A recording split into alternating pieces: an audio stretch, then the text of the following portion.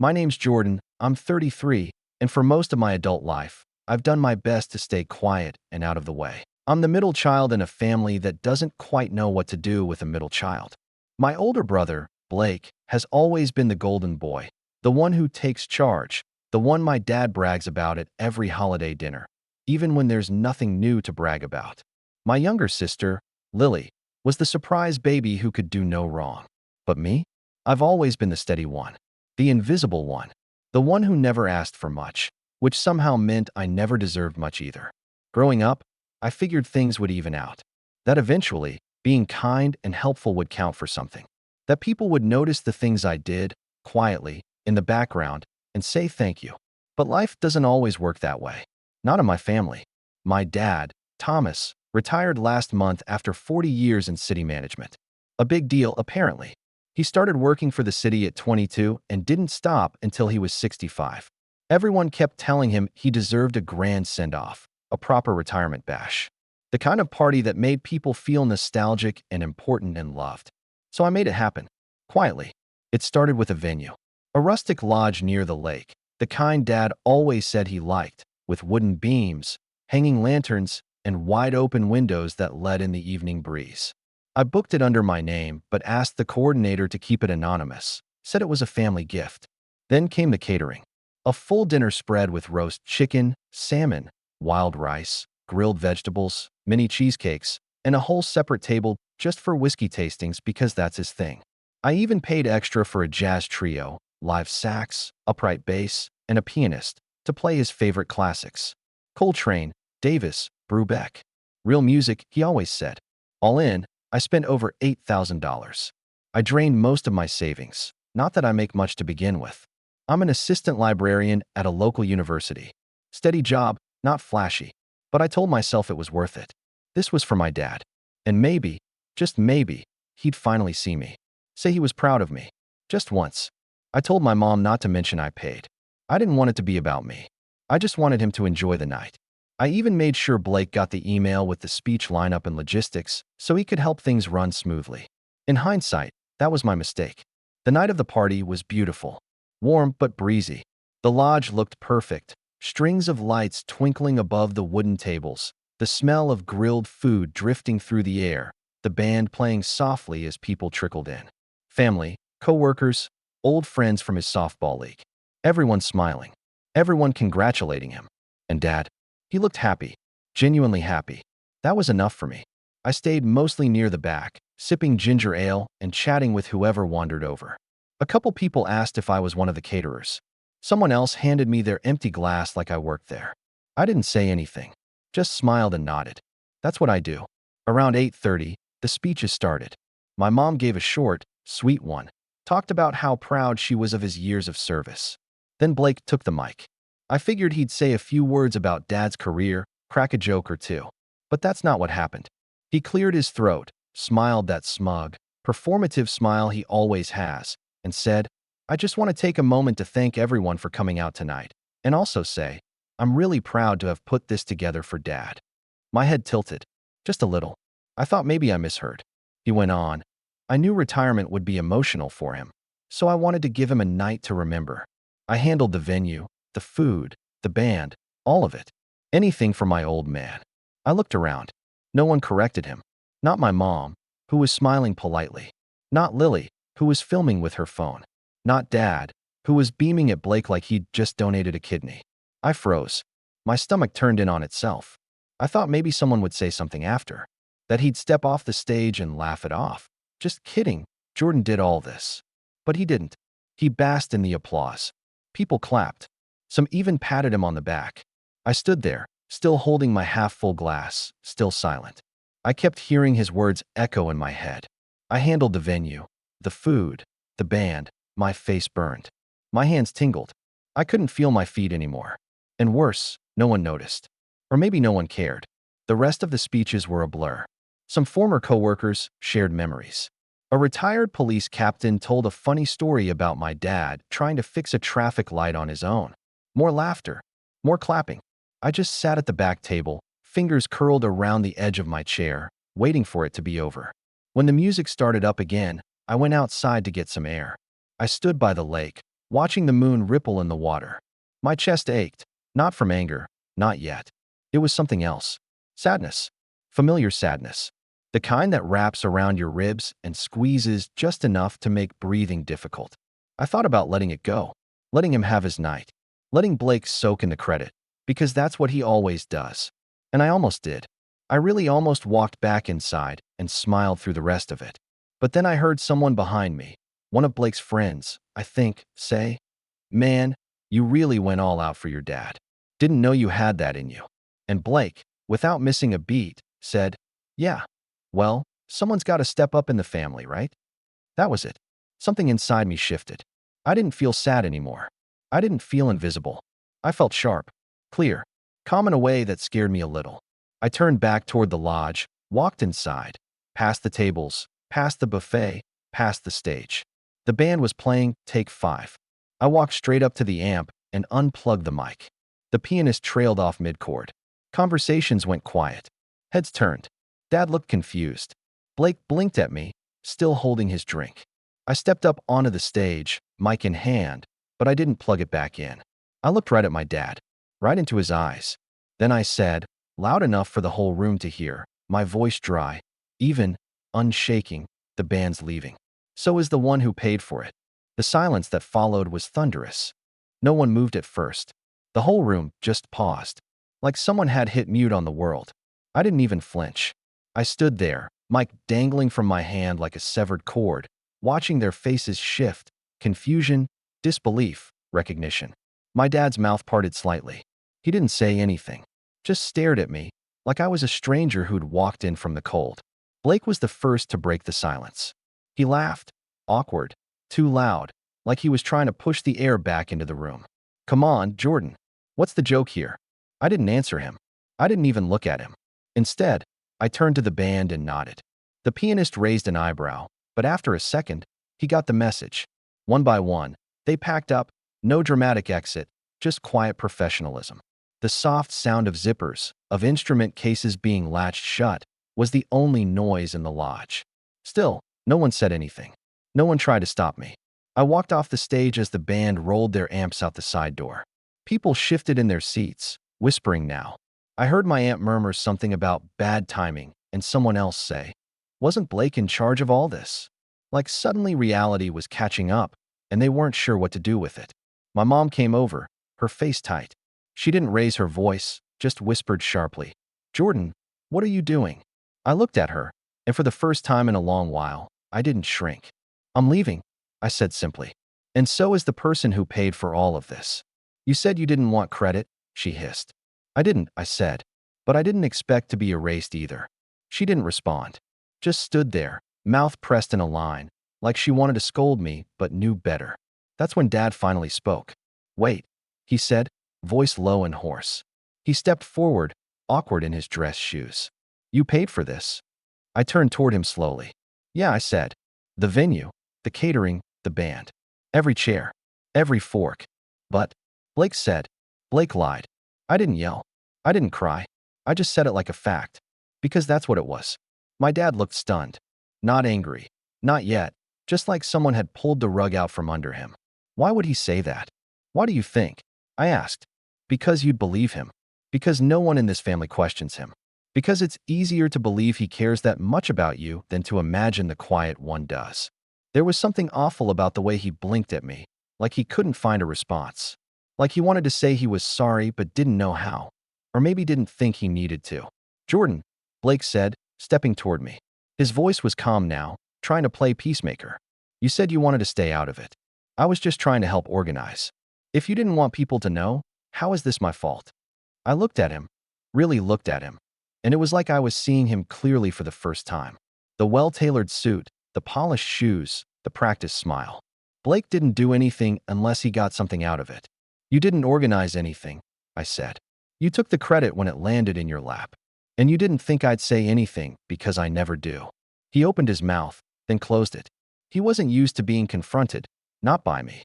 I walked to the gift table, picked up my jacket, and started toward the door. "Where are you going?" Dad asked, still trying to piece it together. I didn't stop walking. "Home," I said.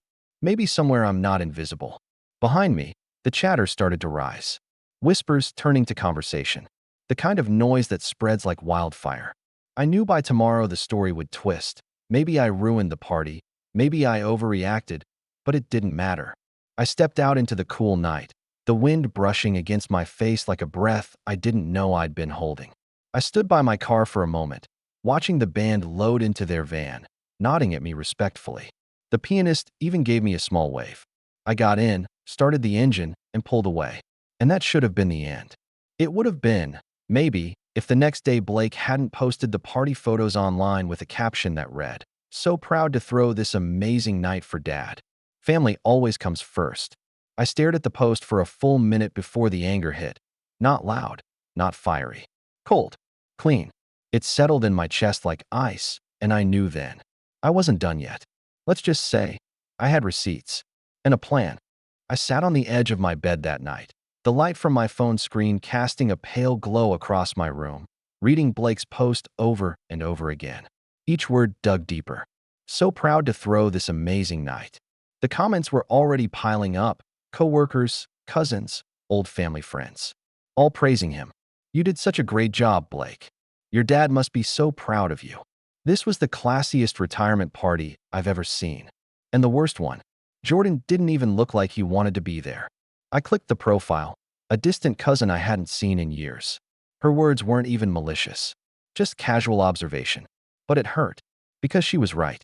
I didn't want to be there, not after what happened. And now it looked like I was the sulking sibling in the background, resentful of my shining brother. I turned my phone over and let it sit face down on the nightstand. For a moment, I considered deleting all my social media, just disappearing, like I always did when things got heavy. But something in me shifted again, the same cold clarity I'd felt when I unplugged the mic. The difference now was, I wasn't going to walk away this time.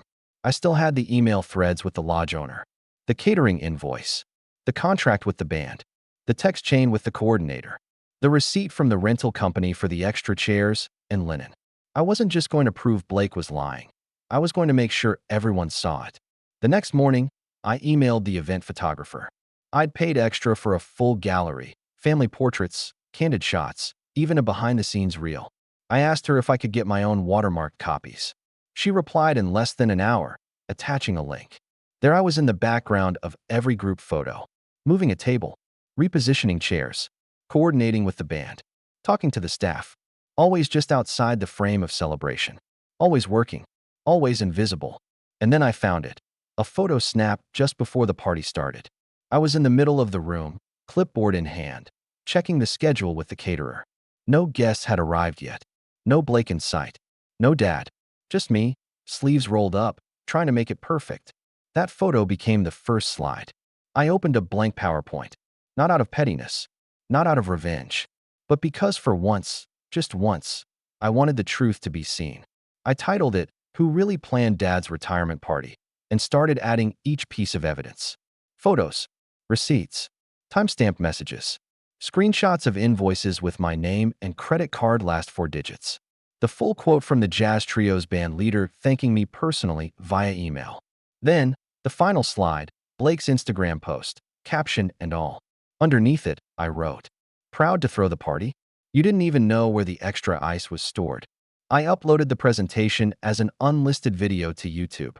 No fancy editing, just slides and some quiet piano music playing in the background.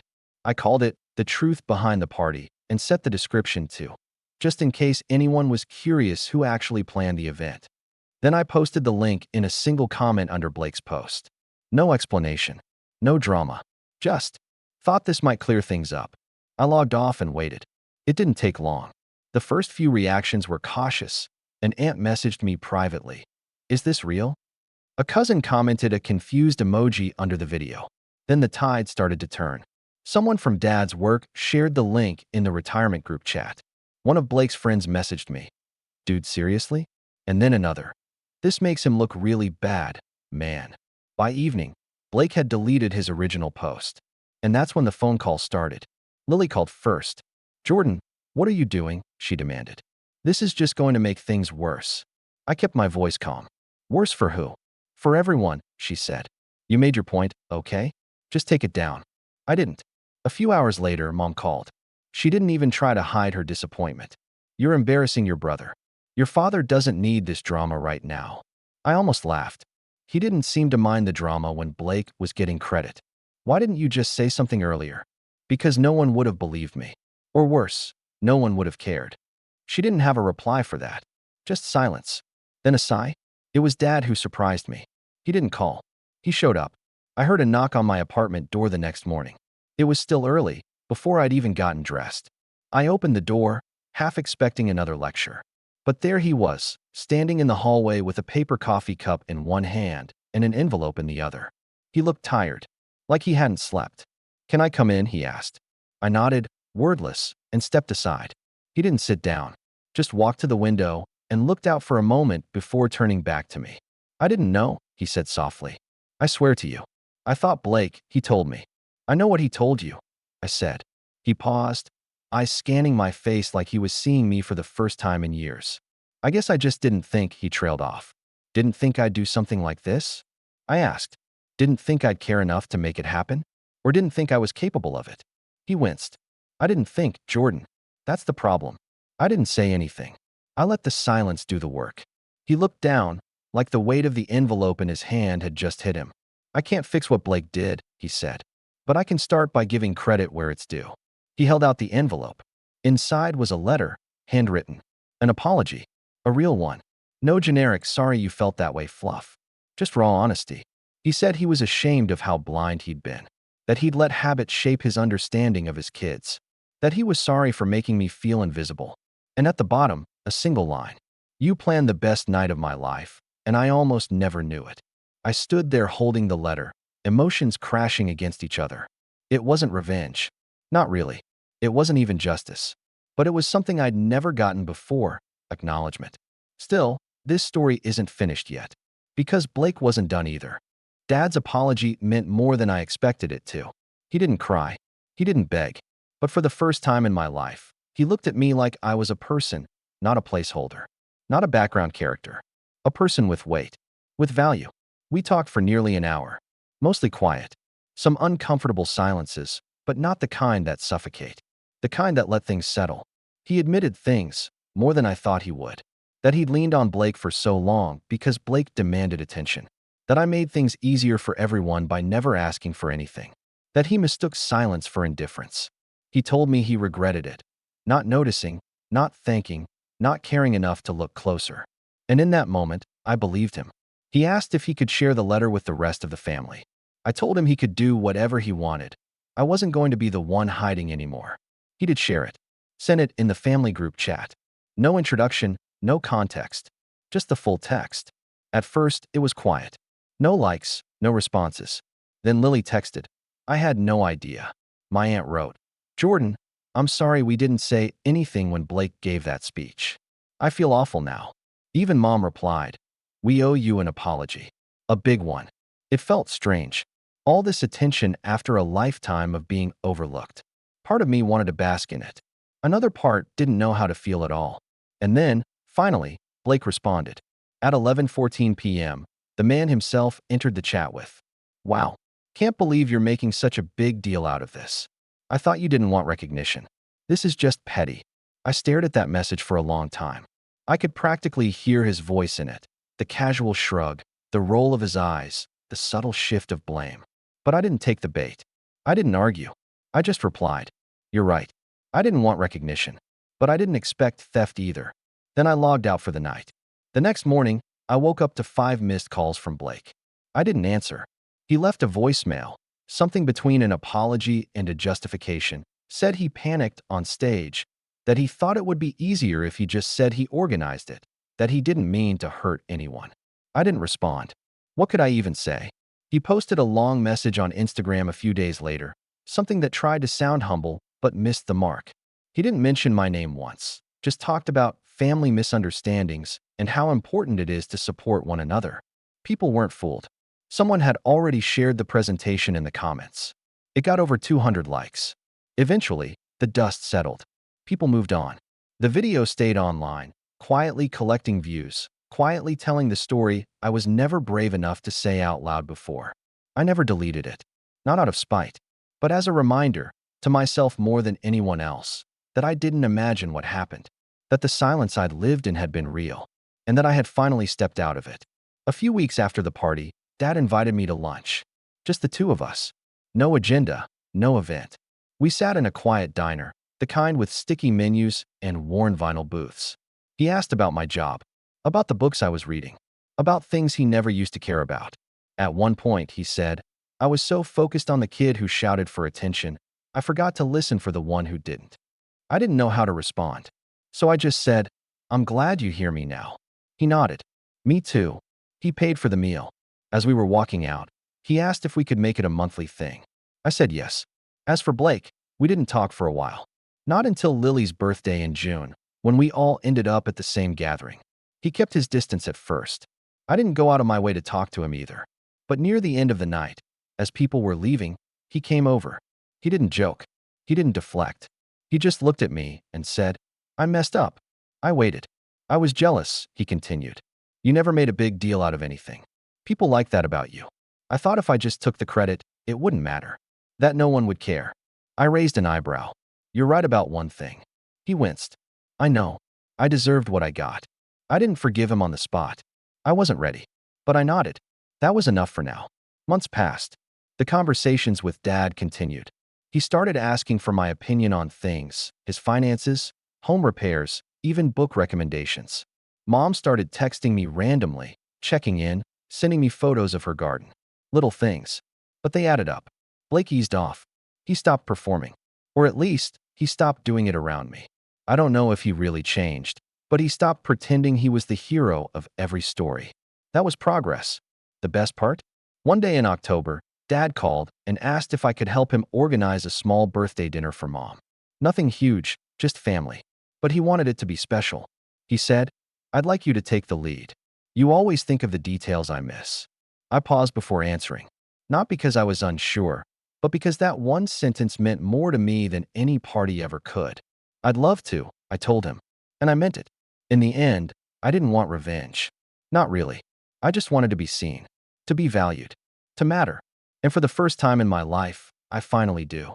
Not because I raised my voice, not because I made a scene, but because I stood up and told the truth, calmly, clearly, and without backing down.